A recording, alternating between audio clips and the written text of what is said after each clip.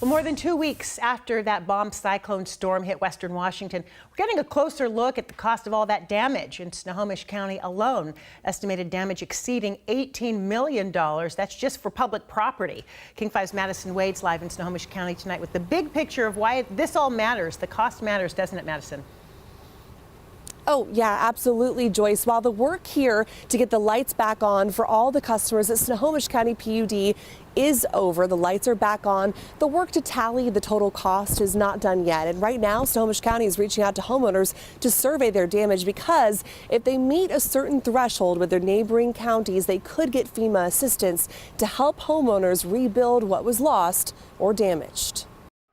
A view from above shows the widespread damage to power poles, roads, and toppled trees across Snohomish County. We replaced more than 130 poles, 30 miles of wire, and I believe around 150 broken transformers. So that's a lot of infrastructure to replace in one storm. This interactive map shows the damage up close. Pictures and exact locations where trees totaled cars, bringing down power lines and knocking out power to thousands.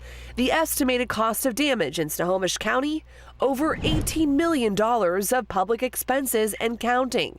This includes a damage estimate from Snohomish PUD. Yes, we're estimating right now around $16 million in damage is what we'll arrive at when we finish calculating all of our costs associated with this storm. The county's Department of Emergency Management is also surveying homeowners to understand how much damage they faced. And we've already gotten almost 100 responses, and they're reporting about $2 million worth of damage. Officials will use that information to try and bring in outside financial assistance from FEMA. The maximum award that FEMA gives out is just over $40,000 if people qualify for every single program. So by no means makes people whole, but the people who qualify for that maximum award are people who really need that funding. While the county waits to see if it meets the threshold for help, Snohomish County PUD is preparing for the next storm, hoping it won't come for quite some time.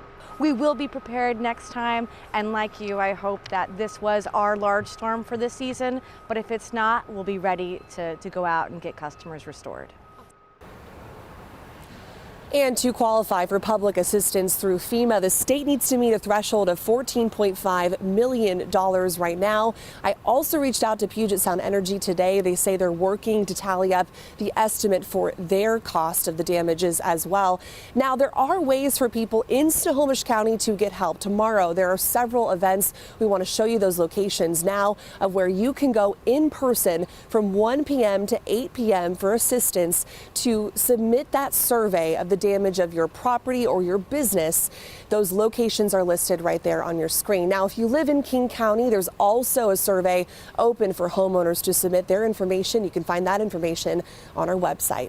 In Snohomish tonight, Madison Wade, King 5 News.